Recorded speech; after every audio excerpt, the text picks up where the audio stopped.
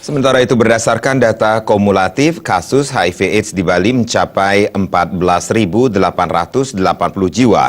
Dari jumlah tersebut, 5.874 atau 40% diantaranya tercatat ditemukan di Kota Denpasar. Sekretaris KP Kota Denpasar Tri Indarti menjelaskan berdasarkan data kumulatif hingga September 2016, kasus HIV/AIDS di Bali mencapai 14.880 jiwa. Dari jumlah tersebut, 5.874 kasus atau 40% tercatat di layanan Kota Denpasar.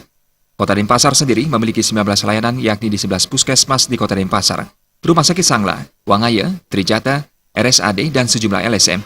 Dilihat dari faktor risiko penularan terbanyak terjadi melalui hubungan seksual, khususnya heteroseksual sebesar 77,9%. Sementara penularan dari homoseksual 10,4% dan penasun 5,8%.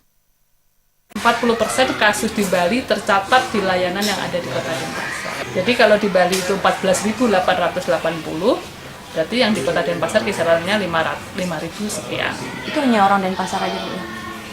Bukan, tidak. Jadi yang mengakses layanan yang ada di Kota Denpasar itu dari mana saja bisa. Ada yang dari Gianyar, dari Tabanan, dari Badung, bahkan dari Bali, luar Bali. Dari kasus tersebut, 37% terjadi pada golongan umur 20 hingga 29 tahun atau usia produktif. Apabila dilihat dari masa inkubasi HIV yang sangat panjang atau kurang lebih 5 hingga 10 tahun, maka mereka diperkirakan terinfeksi saat usia 15 tahun. Melihat kondisi ini, betapa besar risiko yang dihadapi usia remaja, sehingga menuntut perhatian serius dan tindakan nyata seluruh pihak. Salah satu upaya pencegahan yang dapat dilakukan dengan memberikan pemahaman sejak dini terhadap bahaya HIV/AIDS.